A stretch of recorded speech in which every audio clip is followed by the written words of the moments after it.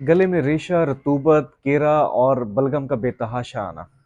अक्सर वालिदैन हमारे पास आते हैं और वो यही शिकायत करते हैं कि उनके बच्चे को बलगम बेतहाशा आता है। उसकी क्या वजूहात हो सकती हैं जिसकी वजह से बच्चे को सांस लेने में दुश्वारी होती है, खाता पीता कम है और वो बेचैन रहता है। देखिए, इस वीडियो कंप्लीट करने से पहले एक मैं छोटी सी बात आपसे ज़रूर करना चाहूँगा कि जब भी बच्चे को बलगम या केरा या इस तरह रेशा होता है तो वालिदैन एंटीबायोटिक्स का बेजा इस्तेमाल करते हैं। हर केरे रेशे में आपने एंटीबायोटिक्स नहीं देनी, म्यूकस में आपने एंटीबायोटिक्स का इस्तेमाल नहीं करना। अगर उसकी काज कोई वायरल है तो एंटीबायोटिक क्या करेगी? उसने उस चीज़ को ठीक नहीं करना, उल्टा जो बच्चे की कुव्वत मुदाफ़ियत है, जो उसकी इम्यूनिटी है, उसको कमज़ोर कर देती है। जो गुड बैक्टीरिया हमारे जिस्म के अंदर होते हैं, जो हमारे जिस्म की सेहत के लिए मुफीद होते हैं, वो उनके खिलाफ जाके एंटीबायोटिक्स लड़ती हैं और उनको कमज़ोर करती हैं, जिसकी वजह से इम्यूनिटी हमारी कम होती है। और हमारी जब इम्यूनिटी कम होती है तो फिर बाहर से जो एंटीजेंस हैं, जो जरासीम हैं, वो ज़्यादा ताकत के साथ हमला करते हैं और हम ज़्यादा बीमार हो जाते हैं। तो एंटीबायोटिक्स का बेजा इस्तेमाल फ़ायदा तो बिल्कुल नहीं देता, बल्कि उल्टा वो हमें नुकसान पहुँचा देता है। इसीलिए ये एक पब्लिक सर्विस मैसेज समझ लें कि हर केरे म्यूकस पे आपने एंटीबायोटिक्स इस्तेमाल नहीं करनी। कुछ कंडीशंस में करनी होती है, वो मैं आगे चल के आपको बताऊंगा। तो वो आपका एक मॉलेज या जो आपका फिजिशियन है या चाइल्ड स्पेशलिस्ट है, वो ज़्यादा बेहतर तरीके से बता सकता है। तो वीडियो कंप्लीट देखिएगा और अपने दोस्तों के साथ भी शेयर कीजिएगा। देखिए, एक नेचुरल प्रोसेस है कि हम सांस किस तरीके से लेते हैं। हम सांस नाक से लेते हैं या मुंह से लेते हैं। अब हमारा जो होता है, मुंह मोस्टली बंद होता है, लेकिन नाक हमारा हर वक्त खुला है। तो वहाँ से जो एलर्जेंस हैं, पोलेंस हैं, डेंड्रिफ है, ये सारी चीज़ें नाक के ज़रिए हमारे जिस्म में जारी होती हैं।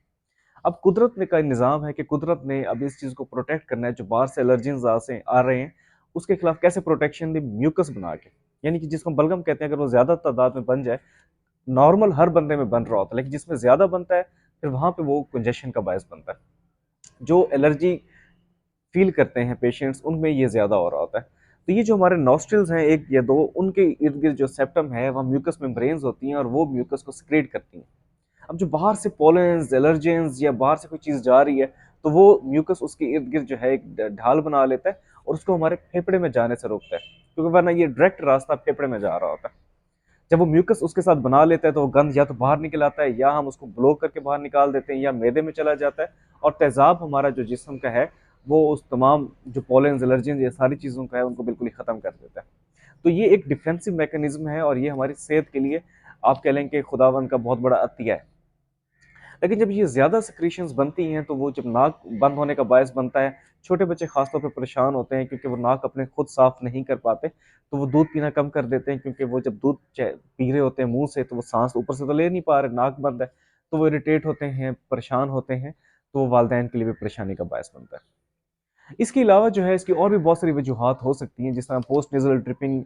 जो बार-बार, जो बड़े बड़े जो लोग होते हैं, जो बच्चे होते हैं, ये 10-12 साल के या उससे बड़े, तो वो शिकायत करते हैं जी, केरा बार-बार हमारे गले में गिर रहा है। उसके अलावा जो है, जो गर्ड एक बीमारी है जो तेज़ाबियत वाली, उसपे मैंने डिटेल वीडियो बनाई हुई है, आप चैनल पे देख सकते हैं कि जब वो लेटते हैं तो जो तेज़ाबियत, जो हमारा पेट और जो हमारी फूड पाइप है, उसके बीच एक वाल्व होता है, वो सही तरीके से नहीं बना होता और वो जो तेज़ाब है जब पीछे जाता है तो वो भी सोजिश का बायस बनता है और वो भी केरे का बायस बनता है। इसके अलावा जो फूड एलर्जीज़ हैं, जो हमारा डीएनएस, अगर नाक की हड्डी टेढ़ी है, एक तरफ नॉस्ट्रिल बड़ा है, दूसरी साइड वाला छोटा है, उसमें भी म्यूकस जो प्रोडक्शन है वो ज़्यादा हो जाती है। तो ये तमाम चीज़ें ज़्यादा म्यूकस प्रोडक्शन का बायस बन सकती हैं। अब जो हमारा म्यूकस गिर रहा होता है, ग्रीन और येलो कलर का हो, तो मोस्टली वो बैक्टीरियल होता है, उसमें एंटीबायोटिक्स की ज़रूरत पड़ सकती है। तो वो आता है, फीवर हाई ग्रेड होता है, 102 103 डिग्री फ़ारेनहाइट फीवर होता है। और अगर वायरल हो तो वो सिंपल वाइट कलर का होता है। लेकिन ये दोनों कंडीशंस ओवरलैप हो सकती हैं, तो ज़रूरी नहीं है कि ये यही हो तो हम उसको वायरल और बैक्टीरियल डायग्नोज कर लें। उसके अलावा और सिम्टम्स देखने होते हैं और वो आपका एक स्पेशलिस्ट डॉक्टर ही बता सकता है। इसके इलाज के तौर पे, एक तो वो जो पोल्यूशन या एलर्जन जो चीज़ आपको तंग करती है, उसका आपको पता होना चाहिए कि अगर आपके घर में पेट्स हैं और वो जो उनके बाल हैं वो आपको तंग करते हैं, या जिस तरह आप कोई कीड़े मकोड़े हो गए इस तरीके से, या जो फूल आपके घर हैं, पोलन से बहुत ज़्यादा लोग परेशान होते हैं, खासतौर पे इस्लामाबाद वाले। तो वहाँ पे पोलन एलर्जी बहुत ज़्यादा है। उसके खिलाफ वैक्सीनेशंस वगैरह हैं, वैक्सीन लाजमी लगवाएं अपने बच्चे को। उसके अलावा जो इसका इलाज है, आप सिंपल जो है यखनी सूप 6 माह से बड़ा बच्चा दे सकते हैं। शहद का पानी, अगर गर्म, थोड़ा सा नीम गर्म पानी जो है वो आप 1 साल से बड़े बच्चे को दिया जा सकता है। उसकी डाइट में हाइड्रेशन का ख्याल करें।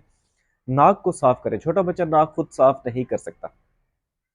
कोशिश करें, नॉर्थ सलाइन ड्रॉप्स मिलते हैं, जो सलाइन है या नमक है, जो उसके जो बड़े लोग हैं वो गरारे करते हैं, उसमें भी एंटी माइक्रोबियल प्रॉपर्टीज होती है। उसके अलावा जो है अगर गर्ड की वजह से है तो पेप्टिक एसिड्स वगैरह दिए जा सकते हैं। उसके कुछ एक्सरसाइजेज होती हैं, सर सीधा नहीं लेटना होता, थोड़ा सा ऊपर लेटना होता है, ये मेडिसिन भी दी जा सकती हैं। कुछ स्टीरॉयड शॉट्स भी लगाए जा सकते हैं, कंडीशन पे डिपेंड करते हुए। तो ये तमाम कंडीशन पे डिपेंड करता है ये क्यों बन रहा है, उसके मुताबिक ही इलाज किया जाता है। ये नहीं कि आप किसी डॉक्टर के पास गए, उसने आपको इलाज बताया और फिर आपके किसी दोस्त को कोई बीमारी हुई तो आपने उसको वही मेडिसिन उठा के दे दी, या मेरा इससे ठीक हुआ था तो आप लोग भी यही लें, और फिर वो ठीक नहीं होते, उल्टा अपनी इम्यूनिटी कमजोर करके आते हैं, जो कि और बीमारी का बायस बनता है और फिर आपको और स्ट्रॉन्ग मेडिसिन देनी पड़ती है। तो फूड जो आपको एलर्जी का बायस है उससे अवॉइड करें, ठंडे पानी से अवॉइड करें, मिसालेदार चीज़ों से अवॉइड करें। बाहर आजकल पोल्यूशन है, स्मॉग है, फॉग है, तो वो भी बीमारियां फैला रही है, तो कोशिश करें मास्क का इस्तेमाल करें। और छोटे बच्चों को, 1 साल से छोटे बच्चों को कोशिश करें चेहरे पे या हाथों पे किस ना करें, क्योंकि वो फिर जब किस करने के बाद वो अपने अंदर लेके जाते हैं तो आरएसवी वायरस और बीमारियों और एलर्जीज का बायस बनता है। तो होपफुली ये वीडियो आपके लिए आपको इस पर बहुत सारी चीज़ें जो क्वेरीज होंगी वो पूरी हुई होंगी। अगर फिर भी कोई क्वेरी है तो आप कमेंट सेक्शन में बता सकते हैं। शुक्रिया।